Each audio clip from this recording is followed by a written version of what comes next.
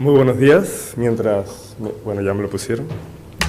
Quería agradecerle a CADE, al presidente don Aramburú, a la coordinadora del CADE, señora Batieleta, por la invitación y por haber escogido este tema, democracia y desarrollo, porque los males de la democracia solo se pueden curar con más democracia, es la única manera.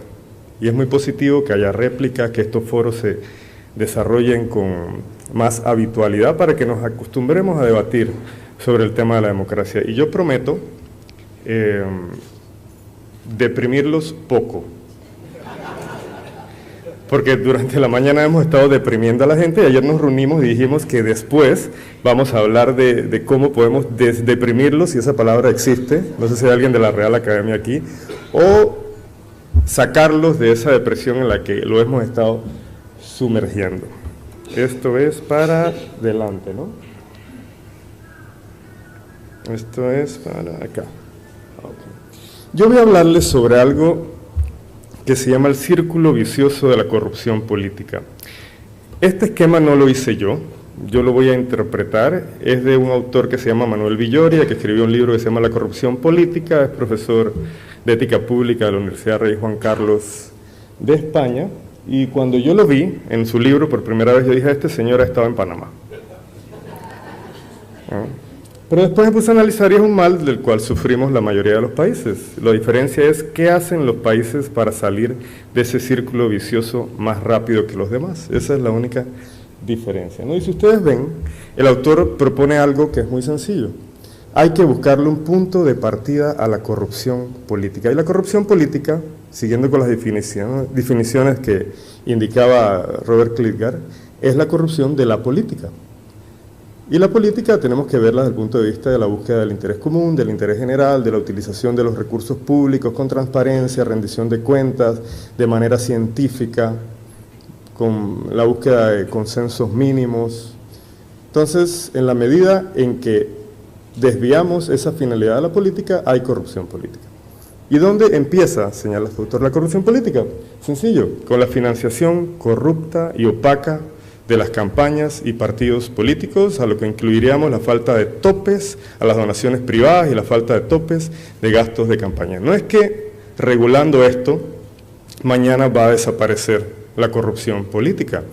No, pero se envía un mensaje claro de que tenemos la intención de enrutarnos, porque hemos un poco perdido la brújula.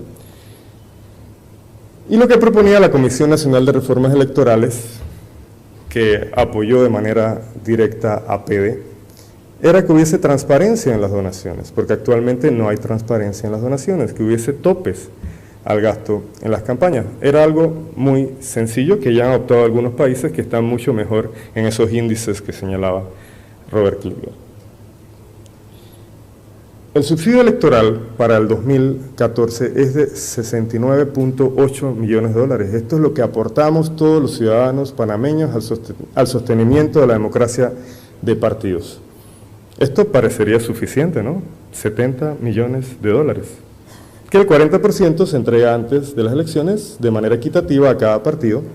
Se le entregaron 4.7 millones de dólares para que financiaran con ciertas reglas esa campaña electoral. Lo que proponía la comisión era, bueno, hay un tope de 21 millones en donaciones privadas, del cual no debe pasar ninguno de los partidos políticos. La cifra es discutible, lo importante es ponernos de acuerdo sobre las cifras, pueden ser 30, 40, 21 millones es lo que posiblemente se estén gastando en un mes algunas campañas políticas actualmente. 21 millones de dólares. Y lo que se proponía era que nadie pudiese recibir de ningún donante particular más de 210.000 dólares, de un donante particular, lo cual nos parecía razonable, que podemos discutir la cifra. Ya vimos que en una ocasión un donante le entregó a un partido político $500.000 de dólares. Bueno, discutamos la cifra, pero pongámonos de acuerdo sobre una cifra. Y si tomamos en cuenta las donaciones que declararon los partidos en la última elección, estas son las cifras. La Alianza por el Cambio declaró que recibió en donaciones privadas 17 millones de dólares. Nosotros dijimos, bueno, 4 millones más para estas elecciones nos parecía razonable. ¿Sí? ¿Sí, no? Parecía razonable. Y la transparencia y los límites deben no solo alcanzar a las campañas, sino luego de que un partido es electo para gobernar. Yo recuerdo cuando se celebraron los 3 años de gobierno, que se hizo una gran fiesta en la Plaza 5 de Mayo, y un alto personero del gobierno le preguntaron de dónde había salido el dinero para celebrar esa fiesta, y dijo que en gran parte de empresarios, amigos del gobierno, que habían realizado donaciones. Yo creo que una democracia saludable y moderna no puede separar entre empresarios amigos y empresarios no amigos, y menos sobre la base de las donaciones que se realizan a las campañas políticas. Siguiendo con el círculo vicioso, este círculo se amplía con algo que se llama spoil system, que es la falta de una carrera administrativa eficiente. Si usted revisa la página de la Dirección de Carrera Administrativa, no hay estadística, las estadísticas desaparecieron. Claro, no hay concursos, ¿para qué va a haber estadística? No hay información sobre funcionarios que pertenecen a la carrera porque en gran parte fueron desacreditados de la carrera administrativa en el primer mes de este gobierno, pero la Federación Nacional de Servicios Públicos maneja ciertas cifras y señala que hay 60.000 funcionarios que están fuera de la carrera administrativa, 60.000 funcionarios que están sujetos a los vaivenes políticos, 60.000 funcionarios que pueden ser objeto de intimidación. Lo que hicieron fue aprobar una ley el año pasado para otorgarle estabilidad a los servidores públicos que tuviesen más de 2 años, independientemente hubieran participado en un concurso o no, lo cual es un fraude directo a la Constitución, que señala que solamente podrán tener estabilidad quien haya participado en un concurso y haya obtenido su puesto por mérito. Este círculo se amplía, y bueno, lo anterior produce ineficacia del gobierno, no es un hecho, y el círculo se amplía con prensa controlada. Amenazas a la libertad de expresión no son solamente enviar un tuit en contra de un periodista, ¿no? Hay muchas formas de amenazar la libertad de expresión. Catalina Botero, que estuvo hace unos meses en Panamá, señalaba que habían en la región amenazas indirectas a la libertad de expresión. Entre ellas, el abuso de la publicidad oficial, el abuso discriminado de la publicidad oficial y la asignación de publicidad oficial a medios y periodistas afines al gobierno, con los que el gobierno se siente mucho más cómodo, que no lo critican. Esta es una manera de distorsionar la libertad de expresión y de aumentar ese círculo vicioso de la corrupción política. El círculo aumenta con la devolución de favores a las empresas y particulares que financian los partidos políticos de manera opaca. Y ustedes dirán, bueno, esto es especulación, pero todos sabemos que existe siempre la forma de devolver esos favores políticos, más cuando hay demasiado dinero en la política. Transparencia Internacional hace un informe de índice de sobornos, que no se ha hecho en Panamá, pero se le pregunta a algunos empresarios, quienes colaboran de manera anónima, dónde ellos consideran, o incluso han participado, o han pagado coimas, y lo hacen por sector. Y el sector donde se pagan más coimas son los contratos de obras públicas y de construcción. Ellos manifestaban que incluso en algunas ocasiones habían pagado coimas en estos sectores. Este es un informe que se hace de más de 100 países, ¿no? Y para hablar de cifras y datos duros, porque siempre nos quejamos de esas contrataciones directas que no tienen mucha justificación, sustento y no tienen ni pie ni cabeza de por qué no se han hecho licitaciones públicas. Si analizamos de 2006, que se aprobó la ley, a 2012, el 9% de todas las licitaciones que se han realizado se han hecho a través de procedimiento excepcional, que es el nuevo nombre de las contrataciones directas. Ese nombre se lo puso el actual gobierno porque suena más bonito, ¿no? Se llama así ahora, procedimiento excepcional de contratación. Es el 9%, eso parece poco. Sí, ¿no? Si lo vemos así en un contexto global, 9%, eso no es mucho, es aceptable. Pero si vemos las cifras, son 1.437 millones de dólares en contrataciones directas, del 2006 al 2012. Son 18.131 contrataciones directas. No quiero decir que todas las contrataciones directas sean producto de corrupción, pero son 18.131 oportunidades ante la debilidad institucional y ante la falta de fiscalización real de la Contraloría General de la República. Si hay debilidad institucional, siempre va a haber más oportunidad. Y en el último año, por ejemplo, es el 4%, en el 2012, perdón, que son las cifras que se manejan y que están en Panamá Compras. El 4% fueron contrataciones directas. Pero si vemos las cifras, estamos hablando de 167 millones de dólares, 2.426 contrataciones directas, muchas más de las licitaciones públicas que se han realizado. Licitaciones públicas es el procedimiento más habitual cuando hay competencia, hay licitaciones por mejor valor, hay diferentes tipos, pero la licitación pública es el más habitual. Se realizaron más contrataciones por procedimiento excepcional que licitaciones públicas, lo cual debe arrojarnos información de que algo no está funcionando bien. Y continuamos con el círculo vicioso, con jueces cooptados. ¿Qué son jueces cooptados? Son jueces reprimidos. Tenemos una gran cantidad de jueces interinos, no hay una ley de carrera judicial, y todo esto amplía el círculo vicioso de la corrupción y genera impunidad extendida, esa falta de certeza del castigo de la que se estaba hablando en todos los informes, que a su vez genera desigualdad. Y no desigualdad solamente económica, de la cual yo, como conversamos ayer, va a hablar Fernando Berguido, ¿no? Va a hablar cifras sobre desigualdad económica, porque la corrupción es un impuesto a la pobreza, ¿de acuerdo? Pero no hay peor desigualdad que la desigualdad ante la ley. Usted puede salir de la pobreza económica con esfuerzo, muchos de aquí, con el esfuerzo de sus padres, han salido de la pobreza, pero de la desigualdad económica, de la desigualdad ante la ley, difícilmente se puede salir si las instituciones no se fortalecen. Y es muy triste ver ese tipo de encuestas, y estas encuestas se ven a nivel internacional también, que señalan que de cada 10 panameños, casi 9 piensan que aquí no hay igualdad ante la ley. Si no hay igualdad ante la ley, no hay un Estado de Derecho, donde tanto los gobernantes como los gobernados están sujetos a la Constitución, a la ley, a los procedimientos, de manera equitativa. Y cuando se le pregunta a quién beneficia más la justicia, dicen que a los 59% a los ricos, 33% a los allegados al gobierno, 4% contesta con los funcionarios y 1% a los pobres. Estas cifras hay que revertirlas.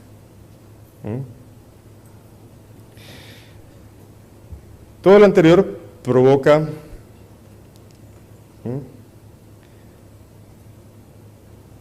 una desconfianza tremenda de la sociedad. Tenemos una crisis de confianza, hay una crisis de credibilidad. Y encuestas como el Latinobarómetro señalan que solamente el 21% de los panameños confía en el prójimo, en la persona que tiene al lado, en su vecino, y eso se traslada a las autoridades. Cuando se hace encuestas e informes sobre la confianza en los partidos políticos, la administración de justicia, que prefiero no hablar de ellas para no deprimirlos más, la imagen que tienen los ciudadanos de su asamblea, de sus partidos y de la administración de justicia. Eso produce una tremenda desafección política, a pesar de que el 60.8% de los panameños, tomando en cuenta el padrón electoral de las personas que pueden votar, pertenece a un partido político. Eso debería llenarnos de alegría, ¿no? Y debería parecer que hay un alto nivel de cultura y conciencia política en Panamá, ¿no? Hay altos niveles de participación, la gente quiere aportar al desarrollo del país a través de la participación, pero nada más alejado de la realidad. Hay un informe que me parece fantástico y debería formar parte del manual con el que se preparan los programas de gobierno, que es el Índice de Desarrollo Humano, sobre el tema de la institucionalidad, ¿no? Que cuando se le preguntó a las personas por qué se inscribían en un partido político, el 80% dijo que para recibir un beneficio personal directo. 80%. Y un 6% dijo que por las ideas políticas del partido. 6%. 6% de los que se leyeron los estatutos, ¿no? Y 5.3% para participar en la toma de decisiones. Yo creo que estarán de acuerdo conmigo en que algo hay que hacer para revertir esta situación. Y esto debería ser como una hoja de ruta, ¿no? Este círculo vicioso de la corrupción política, sobre qué podemos hacer para reducir cada uno de esos aspectos de ese círculo vicioso. Ese sería un magnífico punto de partida. Esa desafección política, claro, es conocida por todos los partidos que crearon el monstruo del clientelismo y ahora lo tienen que alimentar. y cada vez requiere de más comida, más bienes, más servicios, más rifa, neveras más grandes, juegos de sala. Y para que haya partidos prebendalistas se necesita mucho dinero y empresas que estén dispuestas a financiar la política con la garantía del anonimato. Y continuamos con ese círculo vicioso de la corrupción política del cual parecemos que no podemos salir como sociedad.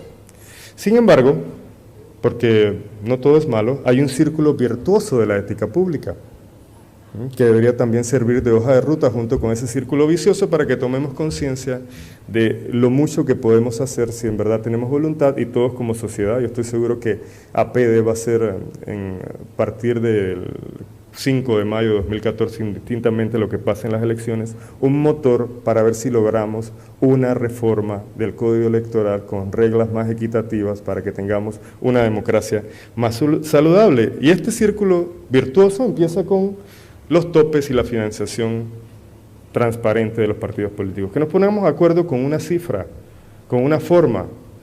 Vamos a jugar todos con un tope de 50 millones, pues, de financiamiento privado. Ya que no nos ponemos de acuerdo sobre que el financiamiento sea solo público, que tal vez es lo más racional, bueno, vamos a jugar todos con las mismas reglas. ¿De acuerdo? Vamos a tener un Estado de Derecho para cuando la gente se le pregunte en la calle si la ley se aplica igual para todos, por lo menos más del 50% puedan decir que sí. Servicio civil de carrera, prensa libre, un poder judicial eficaz e independiente, lo cual no es tan difícil, y sanciones ejemplares para los raros casos de corrupción. Sí, ¿no? Que sea una cosa rara, no de todos los días. Igualdad social, mayor cultura cívica, necesitamos a gritos mayor cultura cívica. Yo creo que se quiere deseducar a la gente, ¿no?, a través del clientelismo, generar capital social, en lo cual está trabajando APD, ¿no?, a través de esos programas de responsabilidad social empresarial, y mayor implicación política real. Yo preferiría partidos políticos con un porcentaje de inscritos entre el 10 y el 20%, como la mayoría de los países de Europa, que tener 60% de inscritos con poco convencimiento de que en verdad quieren aportar al desarrollo del país, instituciones sólidas y mercado, lo cual es fundamental, y partidos políticos realmente democráticos. Son la base de la democracia de los partidos políticos, y ver de común acuerdo cómo revertimos la situación actual. Y en ese sentido, tenemos una campaña que se llama Juego Limpio, que algunos de ustedes seguramente ya vieron, que APD, la Fundación le agradece enormemente que la haya apoyado de manera directa y se haya sumado a esta iniciativa, a ver si cambiamos conciencia, porque la corrupción es un asunto de todos, ¿no? Es un cambio colectivo de conciencia y un cambio colectivo de la forma en cómo estamos acostumbrados o nos han acostumbrado a comportarnos, y al final vamos a ver el video después de que Fernando lo siga deprimiendo y desdeprimiendo, y don Robert haga las conclusiones finales. Muchas gracias por su atención.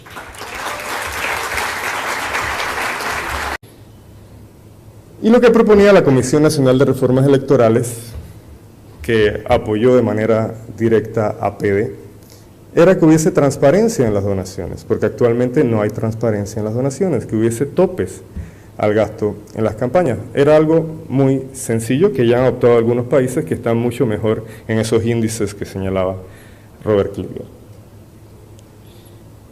El subsidio electoral para el 2014 es de 69.8 millones de dólares. Esto es lo que aportamos todos los ciudadanos panameños al sostenimiento de la democracia de partidos. Esto parecería suficiente, ¿no? 70 millones de dólares. ¿Qué de España? Y cuando yo lo vi en su libro por primera vez, yo dije, este señor ha estado en Panamá. Pero después me puse a analizar, y es un mal del cual sufrimos la mayoría de los países. La diferencia es qué hacen los países para salir de ese círculo vicioso más rápido que los demás. Esa es la única diferencia, ¿no? Y si ustedes ven, el autor propone algo que es muy sencillo. Hay que buscarle un punto de partida a la corrupción política. Y la corrupción política, siguiendo con las definiciones que indicaba Robert Kliger, es la corrupción de la política. Y la política tenemos que verla desde el punto de vista de la búsqueda del interés común, del interés general, de la utilización de los recursos públicos con transparencia, porque durante la mañana hemos estado deprimiendo a la gente y ayer nos reunimos y dijimos que después vamos a hablar de cómo podemos desdeprimirlos, si esa palabra existe, no sé si hay alguien de la Real Academia aquí, o sacarlos de esa depresión en la que lo hemos estado sumergiendo. Esto es para adelante, ¿no? Esto es para acá. Okay. Yo voy a hablarles sobre algo que se llama el círculo vicioso de la corrupción política. Este esquema no lo hice yo lo voy a interpretar, es de un autor que se llama Manuel Villoria, que escribió un libro que se llama La corrupción política, es profesor de ética pública de la Universidad Rey Juan Carlos, rendición de cuentas de manera científica, con la búsqueda de consensos mínimos. Entonces, en la medida en que desviamos esa finalidad de la política, hay corrupción política. ¿Y dónde empieza, señala este autor, la corrupción política? Sencillo, con la financiación corrupta y opaca de las campañas y partidos políticos, a lo que incluiríamos la falta de topes a las donaciones privadas y la falta de topes de gastos de campaña. No es que regulando esto, mañana va a desaparecer la corrupción política.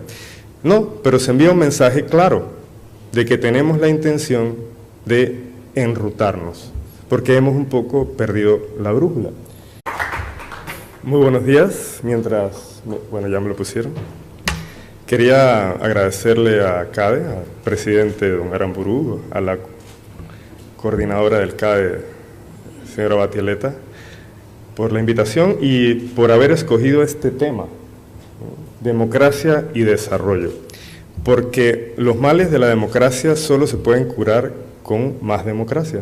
Es la única manera. Y es muy positivo que haya réplicas, que estos foros se desarrollen con más habitualidad para que nos acostumbremos a debatir sobre el tema de la democracia. Y yo prometo deprimirlos poco,